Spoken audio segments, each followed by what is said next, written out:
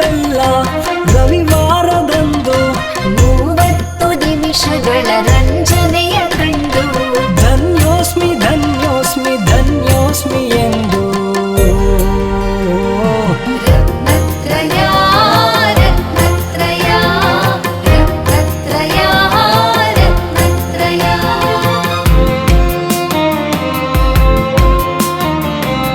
ಪ್ರಿಯ ವೀಕ್ಷಕರೇ, ಪ್ರತಿ ಭಾನುವಾರ ಬೆಳಗ್ಗೆ ಚಂದನ ವಾಹಿನಿಯಲ್ಲಿ ಪ್ರಸಾರವಾಗುತ್ತಿರುವ ರತ್ನತ್ರಯ ಕಾರ್ಯಕ್ರಮವನ್ನು ವೀಕ್ಷಿಸುತ್ತಿರುವ ತಮ್ಮೆಲ್ಲರಿಗೂ ಹೃತ್ಪೂರ್ವಕವಾದ ಸುಸ್ವಾಗತ.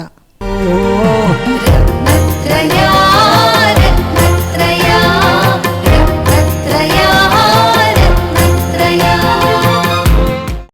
ಇದೇ ಆಗಸ್ಟ್ 3 ಮುಕುಟ ಸಪ್ತಮಿಯಂದು ಮೈಸೂರಿನಲ್ಲಿ ಪರಮ ಪೂಜ್ಯ 108 ಪುಣ್ಯಸಾಗರ ಮಹಾರಾಜರ ದಿವ್ಯ ಸಾನ್ನಿಧ್ಯದಲ್ಲಿ ಜರುಗಿದ ಕಾರ್ಯಕ್ರಮಗಳನ್ನು ವೀಕ್ಷಿಸೋಣ.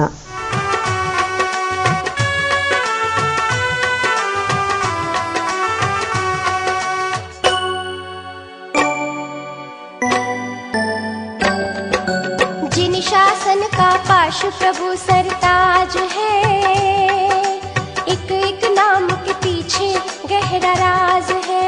ओ जिन शासन का पाश प्रभु सरताज है, एक एक नाम के पीछे गहरा राज है.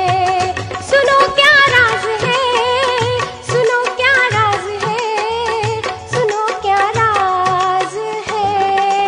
जिन शासन का पार्श्व प्रभु सरताज है, एक एक नाम के पीछे गहरा राज है. ओ,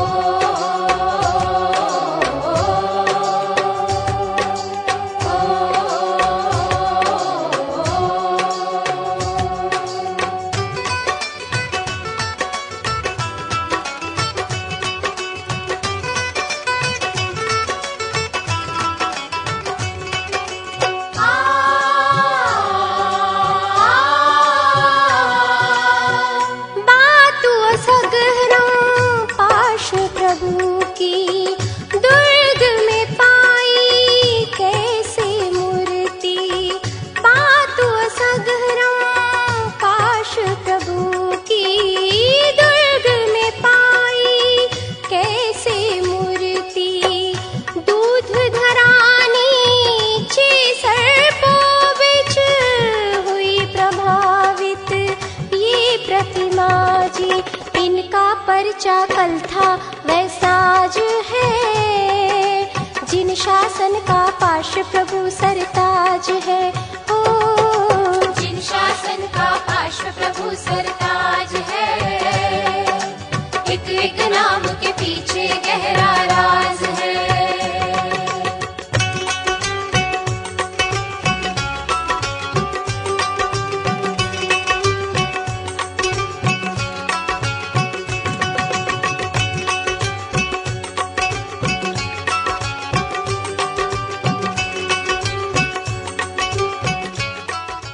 श्री पार्श्वनाथ देवा, श्री पार्श्वनाथ देवा, कापाडु देव देवा,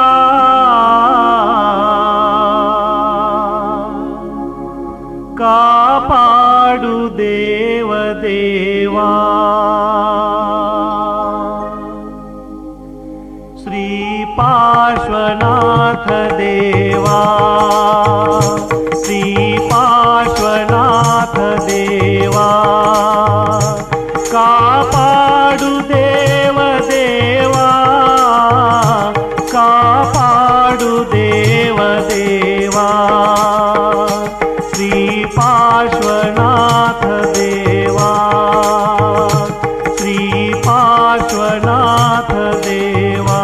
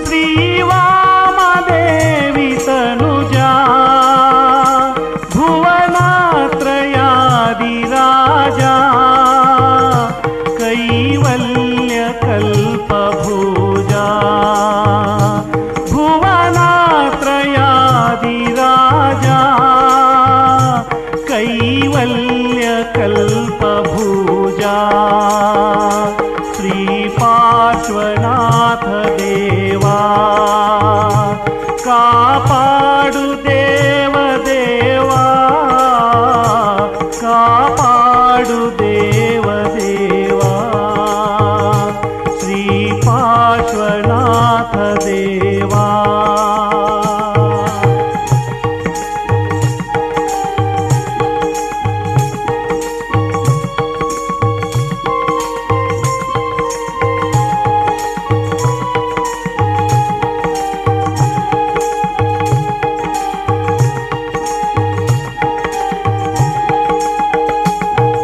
करुणानिधि जिनेन्द्रा वरभव्य शरदि चन्द्रा करुणानिधि जिनेन्द्रा वरभव्य शरदि चन्द्रा नरनाग किन्नरेन्द्रा सुरवृन्द सुगुण सान्द्रा नरनाग किन्नरेन्द्रा सुरवृन्द सुगुण सान्द्रा श्री पार्श्वनाथ देवा कापाडु देव देवा कापाडु देव देवा श्री पार्श्वनाथ देवा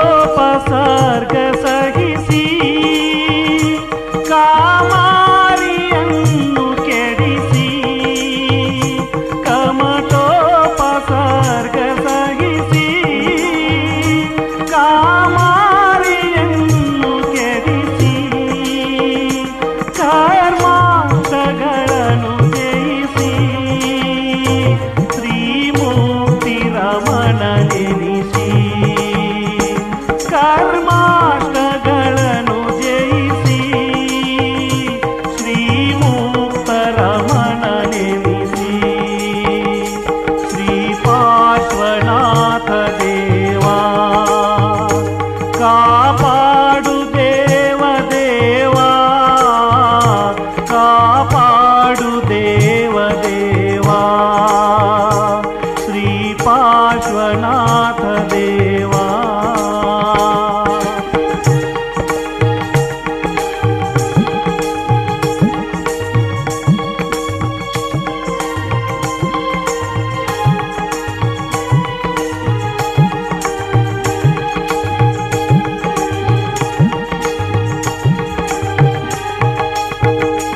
ಸತ್ಯಾತ್ಮ ತೇಜವರಿದು ನಿತ್ಯೋಪದೇಶ ಕರೆದು ಸತ್ಯಾತ್ಮ ತೇಜವರಿದು ನಿತ್ಯೋಪದೇಶ ಕರೆದು ನಿತ್ಯಾಂಧಕಾರ ಹರಿದು ಕ್ಷಿತಿಯೊಳಗೆ ಸ್ತುತ್ಯನಾದ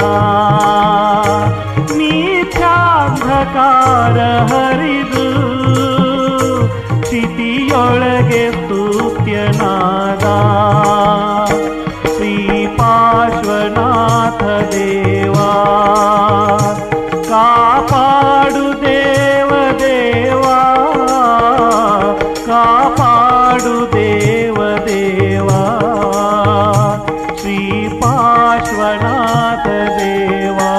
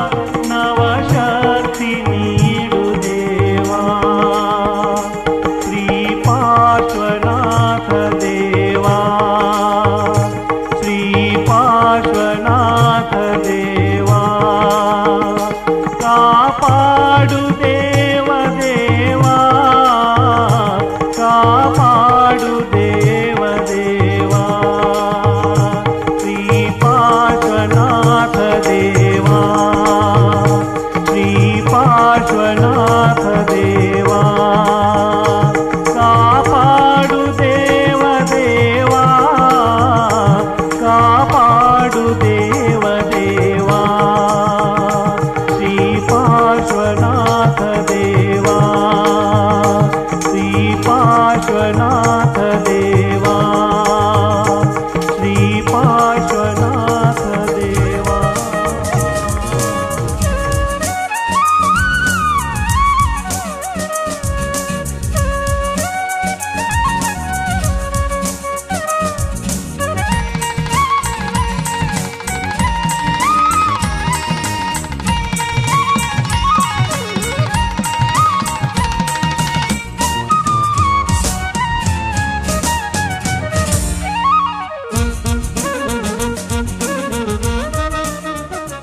ರತ್ನತ್ರಯ ರತ್ನತ್ರಯ ರತ್ನತ್ರಯದ ವೀಕ್ಷಕರಿಗೆಲ್ಲ ವಂದನೆಗಳು. ಕ್ಷುಲ್ಲಕ ಜಿನೇಂದ್ರವರ್ಣಿ ಅವರ ಜೈನೇಂದ್ರ ಸಿದ್ಧಾಂತ ಕೋಶವನ್ನು ಕನ್ನಡಕ್ಕೆ ವಿದುಷಿ ಕೌಸಲ್ಯ ಧರ್ಣೇಂದ್ರ ಮತ್ತು ಡಾಕ್ಟರ್ ಸರಸ್ವತಿ ವಿಜಯ್ ಕುಮಾರ್ ಅವರು ಅನುವಾದಿಸಿದ್ದಾರೆ. ಜೈನ ಸಿದ್ಧಾಂತದ ಕ್ಲಿಷ್ಟ ಪದಗಳನ್ನು ಸರಳವಾಗಿ ಅರ್ಥೈಸುವ ಜೈನ ಸಿದ್ಧಾಂತ ಕೋಶ ಈಗ 7 ಸಂಪುಟಗಳಲ್ಲಿ ಲಭ್ಯವಿದೆ. ಮೊದಲ 4 ಸಂಪುಟಗಳ ಬೆಲೆ 2850 ರೂಗಳು. ನಂತರದ 3 ಸಂಪುಟಗಳ ಬೆಲೆ 2200. ಎಲ್ಲ 7 ಸಂಪುಟಗಳು ಈಗ ರಿಯಾಯಿತಿ ದರದಲ್ಲಿ ಒಟ್ಟು 4565 ರೂಗಳಿಗೆ ಲಭ್ಯವಿದೆ. ಸಂಪರ್ಕಿಸಿರಿ.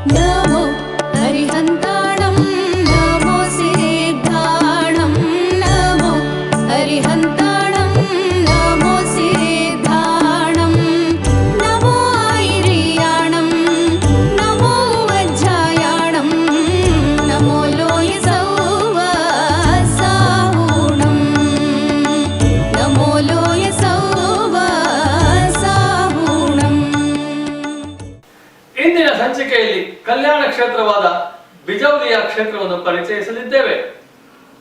ಈ ಕ್ಷೇತ್ರದಲ್ಲಿ ಭಗವಾನ್ ಶ್ರೀ ಪಾರ್ಶ್ವನಾಥರಿಗೆ ಶಂಬರ ದೇವ ಹಿಂದಿನ ಭವದ ಹೆಸರು ಕಮಠ. ಇವನಿಂದ ಉಪಸರ್ಗವಾದ ಮತ್ತು ಉಪಸರ್ಗದ ನಂತರ ಕೇವಲ ಜ್ಞಾನ ಪ್ರಾಪ್ತಿಯಾದ ಸ್ಥಳ ಬಿಜೌಲಿಯ. ಇದೇ ರೀತಿ ಉಪಸರ್ಗವಾದ ಸ್ಥಳ ಐಚ್ಛತ್ರ ಎಂದು ಹೇಳ್ತಾರೆ. ಈ ಐಚ್ಛತ್ರವು ಉತ್ತರ ಪ್ರದೇಶ ರಾಜ್ಯದ ಬರೇಲಿ ಜಿಲ್ಲೆ ಹತ್ತಿರವಿರುವ ರಾಮನಗರ ಕಿಲಾ ಗ್ರಾಮವನ್ನೇ ಐಚ್ಛತ್ರ ಎನ್ನುತ್ತಾರೆ. ಈ ಐಚ್ಛತ್ರವನ್ನು ಮುಂದಿನ ಸಂಚಿಕೆಯಲ್ಲಿ ಪರಿಚಯಿಸುತ್ತೇವೆ. ಬನ್ನಿ, ರಾಜಸ್ಥಾನದಲ್ಲಿರುವ ಬಿಜೌಲಿಯ ಕ್ಷೇತ್ರದ ಕಿರು ಪರಿಚಯದೊಂದಿಗೆ ದರ್ಶನ ಮಾಡೋಣ. ಬಿಜೌಲಿಯ ಇದು ಕಲ್ಯಾಣ ಕ್ಷೇತ್ರ. ಈ ಕ್ಷೇತ್ರದಲ್ಲಿ ಭಗವಾನ್ ಪಾರ್ಶ್ವನಾಥರಿಗೆ ಪೂರ್ವಜನ್ಮದ ವೈರಿ ಕಮಠನಿಂದ ಉಪಸರ್ಗವಾಗಿ ಕೇವಲ ಜ್ಞಾನವಾದದ್ದು ಇದೇ ಕ್ಷೇತ್ರದಲ್ಲಿ. ಆದ್ದರಿಂದ ಈ ಕ್ಷೇತ್ರವು ಕಲ್ಯಾಣ ಕ್ಷೇತ್ರವಾಗಿದೆ. ಬಿಜೌಲಿಯ ಕ್ಷೇತ್ರವು ರಾಜಸ್ಥಾನದ ಭಿಲ್ವಾಡ ಜಿಲ್ಲೆಯಲ್ಲಿದೆ. ಕ್ಷೇತ್ರದ ಇತಿಹಾಸ ಹೀಗಿದೆ. ಒಂದು ಬಾರಿ ಶ್ರೇಷ್ಠಿ ಲೋಲಾರ್ಕ ಎಂಬಾತನು ಬಿಜೌಲಿಯ ನಗರಕ್ಕೆ ಬಂದಿದ್ದನು. ಅಲ್ಲಿ ತಂಗಿದ್ದಾಗ ರಾತ್ರಿ ಕನಸಿನಲ್ಲಿ ಒಬ್ಬ ದಿವ್ಯ ಪುರುಷ ಪ್ರತ್ಯಕ್ಷವಾಗಿ ಈ ರೀತಿ ಹೇಳಿದನಂತೆ: ಇಲ್ಲಿಯ ರೇವತಿ ನದಿ ತೀರದಲ್ಲಿ ಭಗವಾನ್ ಶ್ರೀ ಪಾರ್ಶ್ವನಾಥರ ಮೂರ್ತಿ ಇರುವುದಾಗಿ ತಿಳಿಸಿ ಅಲ್ಲಿಂದ ಮೂರ್ತಿಯನ್ನು ತೆಗೆದು ಮಂದಿರದಲ್ಲಿ ಪ್ರತಿಷ್ಠಾಪಿಸು ಎಂದು ತಿಳಿಸಿದನಂತೆ. ಶ್ರೇಷ್ಠಿಯು ಇದು ಕನಸೆಂದು ತಿಳಿದು ಉದಾಸೀನ ಮಾಡಿದನಂತೆ. ಲೋಲಾರ್ಕನಿಗೆ 3 ಜನ ಪತ್ನಿಯರಿದ್ದರು.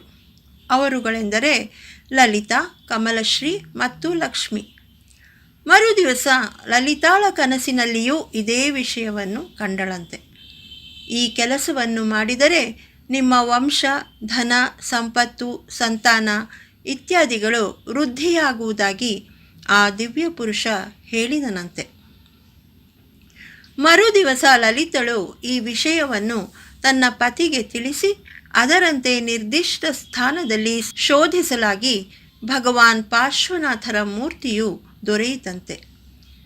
ನಂತರ ಲೋಲಾರ್ಕನು ತನ್ನ ಗುರುವಾದ ಶ್ರೀ ಜಿನಚಂದ್ರ ಸೂರಿಯವರ ಮಾರ್ಗದರ್ಶನದಲ್ಲಿ ವಿಶಾಲವಾದ ಮಂದಿರವನ್ನು ಕಟ್ಟಿಸಿ ವಿಕ್ರಮ ಸಂವತ್ 1226 ಫಾಲ್ಗುಣ ಕೃಷ್ಣ ತೃತೀಯ ಗುರುವಾರ ಹಸ್ತ ನಕ್ಷತ್ರದಲ್ಲಿ ನೆರವೇರಿಸಿದನಂತೆ. ಕ್ಷೇತ್ರ ದರ್ಶನ. ಕ್ಷೇತ್ರದ ಪ್ರಮುಖ ಮಂದಿರದ ಸುತ್ತ 4 ಮಂದಿರಗಳಿದ್ದು ಮಧ್ಯದಲ್ಲಿ ಭಗವಾನ್ ಶ್ರೀ ಪಾರ್ಶ್ವನಾಥರ ಮಂದಿರವಿದೆ. ಈ ಮಂದಿರಗಳು ನೆಲಮಟ್ಟಕ್ಕಿಂತ ಕೆಳಗೆ ಇರುವುದರಿಂದ ಮೆಟ್ಟಿಲುಗಳನ್ನು ಇಳಿದು ಹೋಗಬೇಕು. ಈ ಮೂರ್ತಿಯು ಬಹಳ ವಿಶೇಷತೆಯಿಂದ ಕೂಡಿದೆ. ಭಗವಾನರ ಪಾದಪೀಠದಲ್ಲಿ ಸಾಮಾನ್ಯವಾಗಿ ಇರುವ ಲಾಂಛನಕ್ಕಿಂತ ವಿಭಿನ್ನವಾಗಿದೆ. ಲಾಂಛನದ ಬದಲು ಸರ್ಪದ ಹೆಡೆಯ ಮೇಲೆ ಭಗವಾನರನ್ನು ವಿರಾಜ ಮಾಡಿರುವ ಶೈಲಿಯಲ್ಲಿದೆ. ಮೂಲಸ್ವಾಮಿಯ ಸುತ್ತ 24 ತೀರ್ಥಂಕರರ ಪದ್ಮಾಸನದ ಮೂರ್ತಿಗಳಿವೆ. ಮೂರ್ತಿಯ ಮಸ್ತಕದ ಮೇಲೆ ಮುಕ್ಕೊಡೆ, ಅದರ ಮೇಲೆ ಮಾತೆ ಪದ್ಮಾವತಿ ದೇವಿಯು ಕೈ ಮುಗಿದುಕೊಂಡು ಕುಳಿತಿರುವ ದೃಶ್ಯವಿದೆ. ಮೂರ್ತಿಯ ಅಕ್ಕಪಕ್ಕದಲ್ಲಿ ಧರಣೇಂದ್ರ, ಪದ್ಮಾವತಿ, ಅಂಬಿಕಾ ಮೂರ್ತಿಗಳಿವೆ. ಭಗವಾನ್ ಶ್ರೀ ಪಾರ್ಶ್ವನಾಥರ ಬಲಭಾಗದಲ್ಲಿ ಇರುವ ಮೂರ್ತಿಯ ಪಾದಪೀಠದಲ್ಲಿ ಕಮಠ ಕೈ ಮುಗಿದು ಕುಳಿತಿರುವ ದೃಶ್ಯದ ಶಿಲ್ಪ ಮತ್ತು ಎಡಭಾಗದಲ್ಲಿ ಕಮಠ ಉಪಸರ್ಗ ಮಾಡುತ್ತಿರುವ ದೃಶ್ಯಗಳ ಮೂರ್ತಿಗಳಿವೆ. ಇತರ ಮಂದಿರಗಳು. ಗಣಧರ ಪರಮೇಷ್ಠಿಗಳ ಮಂದಿರ. ಇಲ್ಲಿ ಭಗವಾನ್ ಶ್ರೀ ಪಾರ್ಶ್ವನಾಥರ 10 ಗಣಧರರುಗಳ ಖಡ್ಗಾಸನದ ಕೆಂಪು ಶಿಲೆಯ ಮೂರ್ತಿಗಳಿವೆ. ಈ ಮೂರ್ತಿಗಳ ಕೆಳಗೆ ಭಗವಾನ್ ಶ್ರೀ ಪಾರ್ಶ್ವನಾಥರ ಪೂರ್ವದ 10 ಭವಗಳ ಚಿತ್ರಣಗಳಿವೆ. ಒಂದೇ ವೇದಿಕೆಯ ಮಧ್ಯದಲ್ಲಿ ಭಗವಾನ್ ಶ್ರೀ ಪಾರ್ಶ್ವನಾಥರ ಮೂರ್ತಿ, ಬಲಭಾಗದಲ್ಲಿ 5 ಗಣಧರರು, ಎಡಭಾಗದಲ್ಲಿ 5 ಗಣಧರರ ಮೂರ್ತಿಗಳಿವೆ. ಸಮವಸರಣ ಮಂದಿರ. ಈ ಮಂದಿರವನ್ನು ಎತ್ತರದ ಸ್ಥಳದಲ್ಲಿ ವಿಶಾಲವಾದ ಮಂದಿರ ನಿರ್ಮಿಸಿದ್ದು ಅದರಲ್ಲಿ ಸಮವಸರಣದ ರಚನೆಯನ್ನು ಮಾಡಿದ್ದಾರೆ. ಮಂದಿರವು ಭಗವಾನ್ ಶ್ರೀ ಪಾರ್ಶ್ವನಾಥರ ಪ್ರಥಮ ಸಮವಸರಣದ ಪ್ರತೀಕವಾಗಿದೆ. ಸಮವಸರಣವು ವೃತ್ತಾಕಾರವಾಗಿದ್ದು ನೆಲಮಟ್ಟದಿಂದ ಮೇಲಿದೆ. ಚವ್ವೀಸಿ ಜಿನಮಂದಿರ. ಮೂಲ ವೇದಿಕೆಯಲ್ಲಿ ಭಗವಾನ್ ಶ್ರೀ ಪಾರ್ಶ್ವನಾಥರ ಖಡ್ಗಾಸನದ ಕಪ್ಪು ಶಿಲೆಯ ಮೂರ್ತಿ, ಬಲಭಾಗದಲ್ಲಿ ಭಗವಾನ್ ಆದಿನಾಥರ ಖಡ್ಗಾಸನದ ಕಪ್ಪು ಶಿಲೆಯ ಮೂರ್ತಿ ಮತ್ತು ಎಡಭಾಗದಲ್ಲಿ ಭಗವಾನ್ ಶ್ರೀ ಮಹಾವೀರರ ಖಡ್ಗಾಸನದ ಕಪ್ಪು ಶಿಲೆಯ ಮೂರ್ತಿಗಳಿವೆ. ಪ್ರತ್ಯೇಕ ವೇದಿಕೆಯಲ್ಲಿ 24 ತೀರ್ಥಂಕರರ ಮೂರ್ತಿಗಳಿವೆ. ಇದೇ ಮಂದಿರದಲ್ಲಿ ಸಹಸ್ರಫಣಿಯುಳ್ಳ ಭಗವಾನ್ ಶ್ರೀ ಪಾರ್ಶ್ವನಾಥರ ಮೂರ್ತಿ ಇದೆ. ಮಾನಸ್ತಂಭ ಮತ್ತು ರೇವತಿ ಕುಂಡ.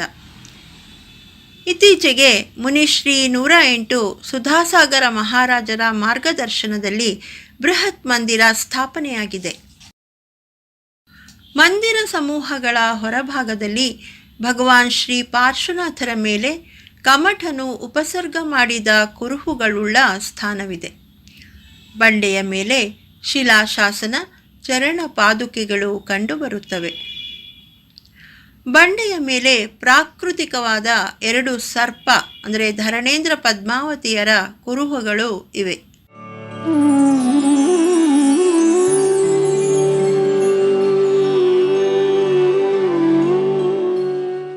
ಭಗವಾನ್ ಪಾರ್ಶ್ವನಾಥರ ಮೇಲೆ ಕಮಠ ಏಕೆ ಉಪಸರ್ಗ ಮಾಡಿದ ಎಂಬುದನ್ನು ಸಂಕ್ಷಿಪ್ತವಾಗಿ ತಿಳಿಯೋಣ. ಭಗವಾನ್ ಪಾರ್ಶ್ವನಾಥರ ಹಿಂದಿನ 10ನೇ ಭವದಲ್ಲಿ ಕಮಠ ಮತ್ತು ಮರುಭೂತಿ ಸಹೋದರರಾಗಿದ್ದರು. ಭಗವಾನ್ ಪಾರ್ಶ್ವನಾಥರು ಆಗ ಮರುಭೂತಿಯಾಗಿದ್ದರು. ಕಮಠ ದುರಾಚಾರಿಯಾಗಿದ್ದ. ಮತ್ತು ಮರುಭೂತಿ ಸದಾಚಾರಿಯಾಗಿದ್ದ. ಮರುಭೂತಿ ಇಲ್ಲದ ಸಮಯದಲ್ಲಿ ಮರುಭೂತಿಯ ಪತ್ನಿಯ ಮೇಲೆ ಕಮಠ ಅತ್ಯಾಚಾರವೆಸಗಿದ. ಈ ಘಟನೆಯನ್ನು ತಿಳಿದ ರಾಜ ಅರವಿಂದ ಕಮಠನ ತಲೆ ಬೋಳಿಸಿ ಕತ್ತೆಯ ಮೇಲೆ ಕೂರಿಸಿ ಊರಿನಲ್ಲೆಲ್ಲ ಮೆರವಣಿಗೆ ಮಾಡಿ ರಾಜ್ಯದಿಂದ ಹೊರಹಾಕಿದ. ಇದರಿಂದ ಕುಪಿತನಾದ ಕಮಠ ಸೇಡು ತೀರಿಸಿಕೊಳ್ಳಲು ಬಂಡೆಯನ್ನು ತಲೆಯ ಮೇಲೆ ಹೊತ್ತುಕೊಂಡು ನಗರದ ಹೊರವಲಯದಲ್ಲಿ ತಪಸ್ಸನ್ನು ಮಾಡುತ್ತಿದ್ದರು. ಕಮಠನಿಗೆ ಆದ ಶಿಕ್ಷೆಯನ್ನರಿತ ಮರುಭೂತಿ ಕನಿಕರದಿಂದ ಸಹೋದರನನ್ನು ಹುಡುಕಿಕೊಂಡು ಹೋಗಲಾಗಿ ವನದಲ್ಲಿ ಕಮಠನನ್ನು ಕಂಡು ಸಮೀಪಕ್ಕೆ ಹೋದಾಗ ಕುಪಿತನಾದ ಕಮಠ ಮರುಭೂತಿಯ ತಲೆಯ ಮೇಲೆ ಬಂಡೆಯನ್ನು ಹಾಕಿ ಮರುಭೂತಿಯನ್ನು ಸಾಯಿಸಿದ. ಈ ರೀತಿ 10 ಭವಗಳಲ್ಲೂ ಮರುಭೂತಿಗೆ ಕಮಠನು ಒಂದಲ್ಲ ಒಂದು ರೀತಿ ಕಿರುಕುಳ ಮಾಡುತ್ತಲೇ ಬಂದಿದ್ದ. 10ನೆಯ ಭವದಲ್ಲಿ ಮರುಭೂತಿಯು ಮನುಷ್ಯ ಭವದಲ್ಲಿ ಪಾರ್ಶ್ವನಾಥರಾಗಿಯೂ ಕಮಠನು ಶಂಬರನೆಂಬ ವ್ಯಂತರ ದೇವನಾಗಿಯೂ ಜನಿಸಿದ್ದರು. ಪಾರ್ಶ್ವನಾಥರು ದೀಕ್ಷೆಯ ನಂತರ ವಿಹಾರ ಮಾಡುತ್ತಾ ಬಿಜೌಲಿಯಾ ನಗರದ ಸಮೀಪ ಧ್ಯಾನಾಸಕ್ತರಾಗಿದ್ದರು.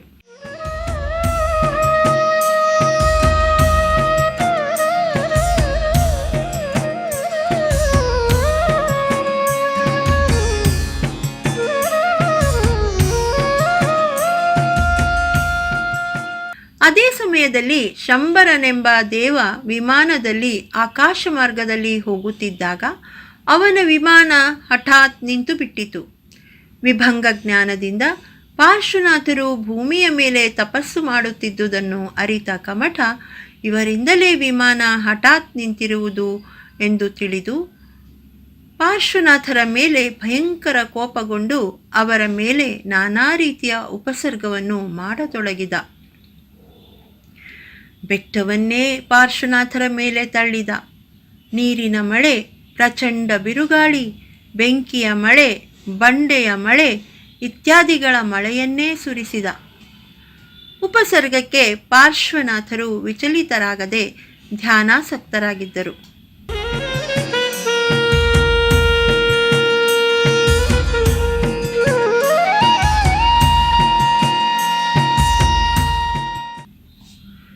ಇದನ್ನು ತಿಳಿದ ಧರಣೇಂದ್ರ ಮತ್ತು ಪದ್ಮಾವತಿಯರು ಹಿಂದಿನ ಜನ್ಮದಲ್ಲಿ ನಾಗನಾಗಿಣಿಯರಾಗಿದ್ದಾಗ ಮಹೀಪಾಲನೆಂಬವನು ಸೌದೆ ಸೀಳುತ್ತಿದ್ದಾಗ ಅದರಲ್ಲಿದ್ದ ಸರ್ಪಗಳು ತುಂಡಾಗಿ ಸಾಯುತ್ತಿದ್ದಾಗ ಕುಮಾರ ಪಾರ್ಶ್ವನಾಥರು ಅವುಗಳಿಗೆ ನಮೋಕಾರ ಮಂತ್ರ ಉಪದೇಶಿಸಿದ್ದರಿಂದ ಅವುಗಳು ದೇವಗತಿಯಲ್ಲಿ ಧರಣೇಂದ್ರ ಮತ್ತು ಪದ್ಮಾವತಿಯರಾಗಿ ಜನಿಸಿದ್ದರು. ಆಗಿನ ಉಪಕಾರ ನೆನೆದು ಧರಣೇಂದ್ರರು ರತ್ನಖಚಿತ ಛತ್ರಿಯನ್ನು, ಪದ್ಮಾವತಿಯು ವಜ್ರಖಚಿತ ಛತ್ರಿಯನ್ನು ಪಾರ್ಶ್ವನಾಥರ ಮೇಲೆ ಹರಡಿಕೊಂಡು ನಿಂತು ಉಪಸರ್ಗವನ್ನು ನಿವಾರಣೆ ಮಾಡಿದರು.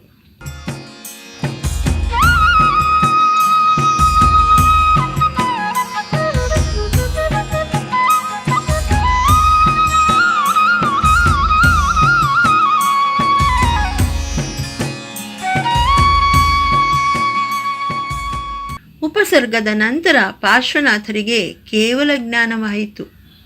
ದೇವೇಂದ್ರ ಸಮವಸರಣ ರಚಿಸಲು ಕುಬೇರನಿಗೆ ಆಜ್ಞೆ ಮಾಡಲಾಗಿ ಸಮವಸರಣದ ರಚನೆಯಾಯಿತು. ಭಗವಾನ್ ಪಾರ್ಶ್ವನಾಥರು ಸಮವಸರಣದಲ್ಲಿ ಉಪದೇಶ ಪ್ರಾರಂಭಿಸಿದರು. ನೀರಜ ನಾಗೇಂದ್ರ ಕಂಡಂತ ಕನಸು, ಆ ಕನಸ ಕೈಗೂಡೆ ಮಾಡಿಹರು ಮನಸ್ಸು. ಜಿನ ಧರ್ಮ ಧಾರ್ಮಿಕತೆ ಇದೆ ಮೊದಲ